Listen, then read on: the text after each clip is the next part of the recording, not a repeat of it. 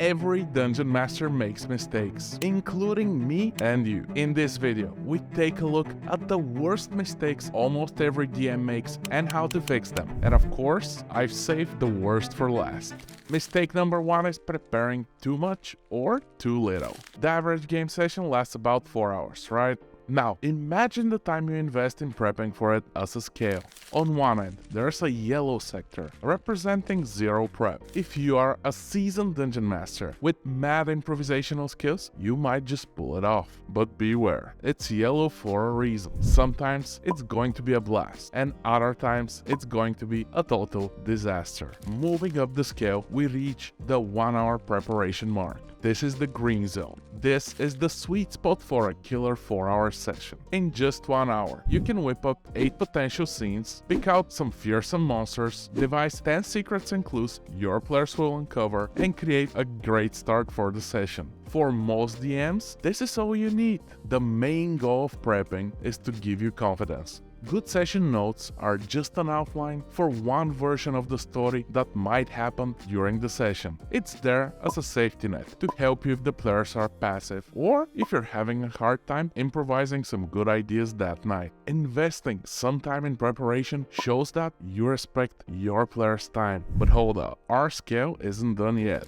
Next, we've got another yellow chunk, representing 2 to 4 hours of prep time. Now you're probably wondering, why is more preparation bad? The longer you prepare, the more likely it is that you will face an awful decision. Your players will inevitably make a choice you didn't expect or plan for. And at that point, you either have to railroad your party into the content you prepared or toss aside hours of hard work. And don't even get me started on going beyond 4 hours of preparation. That's the red zone. Not only do you face the same heartbreaking choices, but you also risk burning yourself out. I mean, come on, spending 8 hours of prep for a 4-hour session, that's basically a part-time job. And let's not forget, you need to balance the time you spend in game prep with your family life, work, and other hobbies. Don't get me wrong, it's totally cool to spend more than an hour preparing for a special session, like the start or the finale of a big campaign. But overall, prepping less for your game will actually lead to a better experience at the table. Up to a point, of course. And that magical point is about 1 hour. Mistake 2, fudging dice and telling the players. Let's face it, most dungeon masters adjust combat encounters on the fly from time to time. We tweak the difficulty up or down to keep things fun. I mean, who wants their big boss defeated in a single turn? Or to get TPK'd by a random monster in the forest, right? For some DMs, this also includes occasionally fudging dice. First, just let me say something. I've never fudged dice, and I never will as a DM, ever. But if you absolutely must fudge your rolls, for the love of all things holy, never tell your players. Why? It will shatter their immersion in the game and it will make them question their every victory. Talk about a total bummer, right? If you fudge, it's usually because you underestimated how deadly an encounter would be. Don't ruin your players' fun because of your honest and understandable mistake. Fudging also diminishes player agency. You and your players should be equals before the dice. When you decide who wins a fight, you're stripping away the game part from a role-playing game. Now it's just an improv show. To avoid fudging, get to know your player characters and their abilities very well. A deadly encounter should surprise your players, not you. When someone bites the dust, you should have seen it coming and prepared for it. This is true for 5e D&D and more hardcore systems. No one likes being promised a gentle, friendly ride only to end up in a gruesome horror show.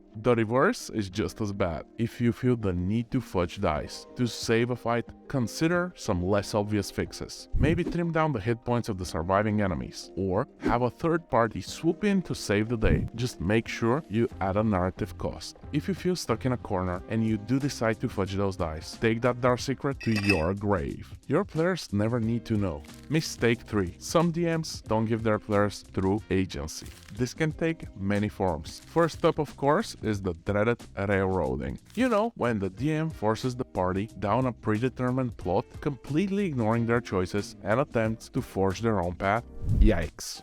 Another form of this sin is when the DM simply doesn't let players make choices beyond what they prepared or expected. While that's not great, at least there's no gaslighting going on. A more subtle version of this also exists. Sometimes player actions have zero consequences. Maybe the party sneaks in but gains no advantage from it, or they roll high during a fight only for the monsters to magically become tougher. Outside of combat, this is even more devious. Imagine the situation where a DM has a specific plan, like for example an NPC betraying the party. Due to the party's action, it's now pointless and nonsensical, and yet the DM plows ahead and the whole thing just falls flat. Remember, D&D is all about telling a great story with your friends. When everything clicks, it should feel like jazz. So don't come to the table with a rigid script for your players to follow. Instead, try improvising small but meaningful moments that acknowledge their interactions with the game world. And if you can't manage it this session, jot down a note and come up with something for next time. Giving your players agency is crucial for an enjoyable and memorable D&D experience, so stay flexible and keep an open mind. Mistake 4. Being adversarial to your players. The absolute worst sin any Dungeon Master can commit is being adversarial to the party. An adversarial DM treats D&D like it's a competitive game.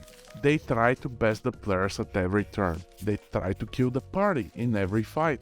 They block any attempts at diplomacy or any cunning plan to beat the encounters with no risk. That sucks. In fact, as a DM, you should be an expert at losing fights. Think of yourself as a professional wrestler. You take the fall to make the story more epic. If you're itching for the rush of crushing your opponents, D&D might not be the right fit.